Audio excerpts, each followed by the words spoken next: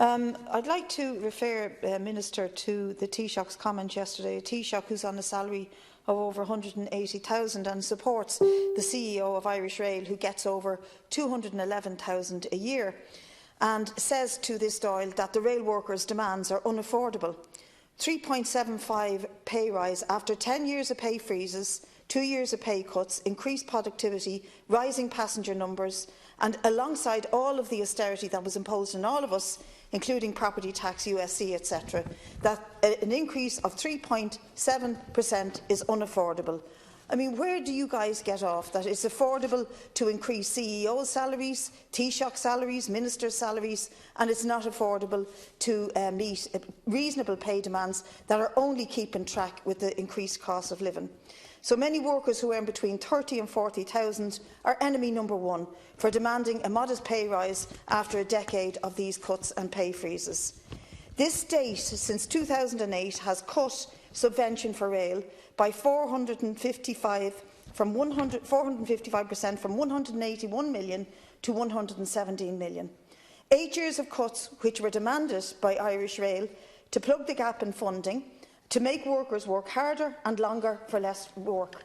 They did that. Wages costs fell by €25 million and there are 20% less staff in the company.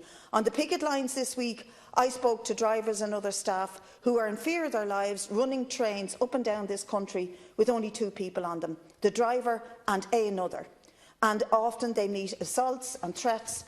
They are very often the victims of suicides and they are put under great duress because they are working with skeletal staff and under these conditions and not being met with decent pay rises that will keep them abreast of the cost increases.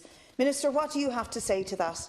Is it affordable? Is it unaffordable? Are we going to treat them like the nurses and the teachers that we cannot recruit anymore because we're not paying them enough to live in this ever-increasing costly country to stay in? Minister Ross has 4 minutes. Infrastructure that brought us to this place. Well, Minister, the talks are very welcome, there's no doubt about that, but I would warn a word of caution. The bus workers in Bus Éireann who went into talks and had a settlement with a big stick over their head, if you don't accept this, the Minister will have to make the company insolvent. Please don't do this again, because those workers in Bus Éireann are suffering under that cosh of threat of insolvency, and their working lives have been ruined due to the sort of rotas that they're expected to work, and they've gone back to work to a demoralised and very difficult situation where the company are actually riding roughshod over them. So please don't do that, and please don't use the threat of insolvency over the Irish rail workers. Passenger numbers and revenue are at an all-time high in Irish Rail.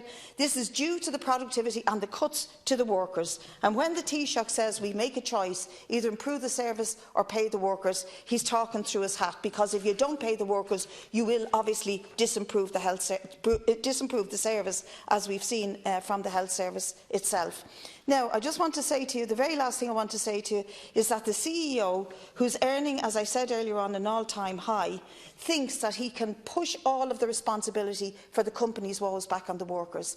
If we were to subvent Irish Rail, even at the European average, we would be doing very, very well indeed to keep this company alive and to improve rail travel, not disimprove it. And thereby doing, we would be reducing our carbon emissions. 80% of freight carried on railway railway freight increases the likelihood of reducing emissions by 80% as compared to trucks on roads. And I think we should bear that in mind. Finally, Minister, I would say to you, please don't choose the easy way out.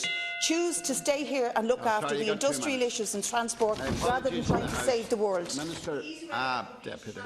Save the world. It's harder to stay here and sort out public transport. I know it's an important issue, but you took an extra minute.